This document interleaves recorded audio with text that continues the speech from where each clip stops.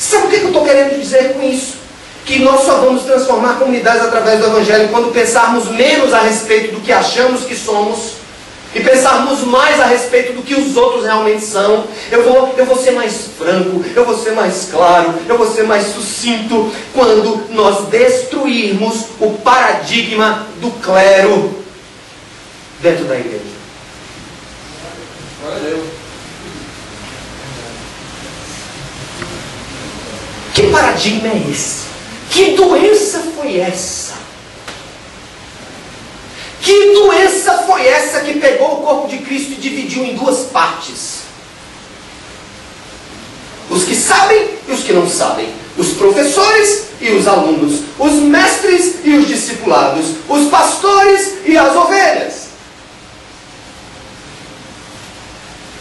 Gente, quando eu penso sobre isso, e quando você começa a ler as Escrituras e você vê o mover do Espírito através de Pentecostes, e você vê, a partir daquele dia, o que acontece. O que acontece, a igreja ela começa a passar por um estado de fluidez, de movimentação. Você sabe por que a igreja de Jesus Cristo cresceu tão rapidamente, em tão pouco tempo, com apenas 2 pessoas à frente? Porque era fluida nos seus métodos. E a fluidez metodológica dentro do corpo de Cristo nunca vai acontecer enquanto ela estiver sendo dividida em posições, em clero e laicato, em mestres e aprendizes, em pastores e ovelhas. Você está falando uma heresia? Não estou falando uma heresia. Absolutamente eu não estou falando uma heresia. Sabe por quê, irmãos? Porque quando houve a reforma protestante no século XVI, Lutero e aqueles que vieram depois dele levantaram uma bandeira de uma das frases mais conhecidas das igrejas reformadas: o sacerdócio individual de cada crente. Vocês podem repetir isso comigo? Ou isso dá medo de se repetir? O sacerdócio individual de cada crente. Cada crente. O que significa isso na prática? É que nós, hoje, na nova aliança, não somos mais segmentados como outrora éramos na velha aliança, onde a unção do Espírito, o Espírito Santo de Deus, era algo que vinha exclusivamente sobre 3 categorias clericais: os profetas, os sacerdotes e os reis. Estão lembrados disso? Mas Joel já predizia: vai ter um dia em que eu derramarei do meu Espírito sobre toda a carne, sobre todo o meu povo. Não vai haver mais necessidade de que se fale sobre mim, porque eles saberão. E João fala sobre isso no capítulo 2 da primeira carta, quando ele diz que o próprio Espírito, a unção do Santo sobre todo o corpo, nos habilita a ser tudo aquilo que Jesus quer que nós sejamos. Aleluia. Sem muletas, sem a necessidade de pessoas que mandem em nós, ou que digam o que temos que fazer, ou que precisemos consultar como se fossem de alguma maneira uma cartomante gospel, ou de alguma maneira como se fosse uma autoridade, um rabi espiritual no meio da igreja cristã, em pleno século XXI. Gente, algumas revoltas passam no meu coração. Sabe por quê? Porque alguns diriam assim: mas não é assim. Sérgio, você está equivocado, não é assim. Não é não. O que eu estou falando é verdade. Se todos nós analisarmos como é o traço eclesiológico do nosso tempo, as nossas igrejas são divididas sim. E nós já começamos a impor a diferença a partir da maneira como nós nos vestimos.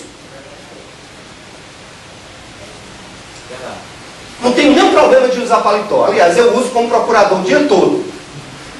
Mas eu uso aquela roupa no meio de pessoas que usam a mesma roupa. Mas nós encontramos uma maneira de substituir a estola sacerdotal do padre. Essa é a verdade.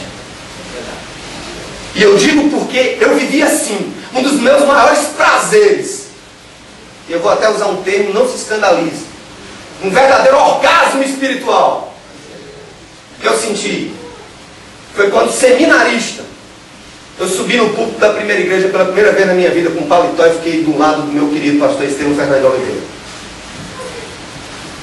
Já me senti diferente. Há uma unção sobre mim. Essa unção tem pelo menos 30 centímetros de altura. Irmãos, olhem como foi que chegaram até Jesus no Getsemane. Olha, é o seguinte: aquele que eu beijar é ele. Você sabe por que Judas precisou dizer isso? Porque Jesus era tão igual a todo mundo. Olha, Deus, que a única identificação seria um beijo externo. Glória a Deus por isso, irmão. Ele era gente como nós somos. Por isso, nós temos que pensar menos sobre nós, ó teólogos.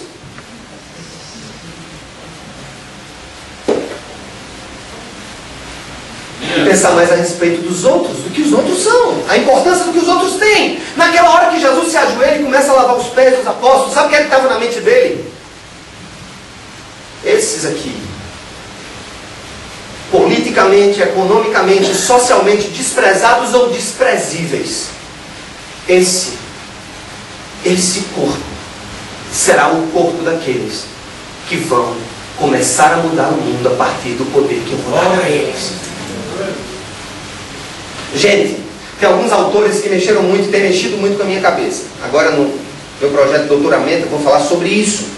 É como equipar homens e mulheres em tempo de manipulação teológica. E manipulação teológica não é só teologia da prosperidade, não é só as teologias emergentes que nós temos visto hoje, não. Manipulação teológica é toda e qualquer realidade que nós criamos dentro do corpo de Cristo para manter um sindicato, como diz o pastor Armando Bispo, para manter uma casta privilegiada ou para manter um grupo diferenciado dentro da igreja, quando na realidade esse traço não existe no corpo de Cristo e Jesus quis mostrar isso naquela hora e ele foi mais longe. Se você não deixar que eu lave o seu pé, você não tem parte comigo. Em outras palavras, se nós não queremos ser como Jesus e pararmos de pensar que somos alguma coisa, pararmos de criar essas distinções dentro da igreja a respeito do que somos e do que os outros não são, ou virão a ser quando fizerem isso ou aquilo, nós não estamos tendo parte com Jesus. E é por isso que nós não vamos transformar verdadeiramente comunidades. Uma das coisas que mais alegraram meu coração foi um dia, estava lá na Cidade Viva pregando, mal amanhado como hoje. Perdão, gente, deu tempo nem de tomar banho. Por favor, não falem comigo depois da pregação. Eu esqueci o horário, me confundi. Estava lá, normal, todo mundo lá, eu desci. Uma pessoa chegou para mim, foi até lá na frente e disse: Sérgio, muito obrigado.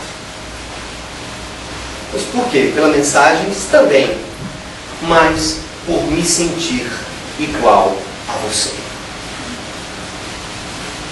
Brincão na orelha, aquele cabelão estramboscópico, fora dos nossos padrões eclesiásticos, né, de cor, de arte, de volume. Falar em padrões eclesiásticos, há tanta confusão na igreja sobre padrões, tipo, não, meu irmão, é o seguinte, a igreja tem que ter decência e ordem. Né? Assim, a palavra, tudo cai nesse versículo, né? Se o jovem quer ficar mais animado, tem que ter decência e ordem. Se quer mudar o ritmo da música, tem que ter decência e ordem. Tudo vai, sabe aquele versículo genérico, bombril, que serve para tudo que é justificativo. Uma vez eu estava falando numa conferência para toda a pastorada batista lá da Bahia, uns 300 homens, eu não sei como eu não fui apedrejado naquele lugar. Mas eu disse assim: gente, eu quero dizer uma coisa a você. Você que é tudo muito certinho, que as coisinhas muito certinhas. Você que ama muito mais a liturgia do que o Senhor que você quer cultuar através dela.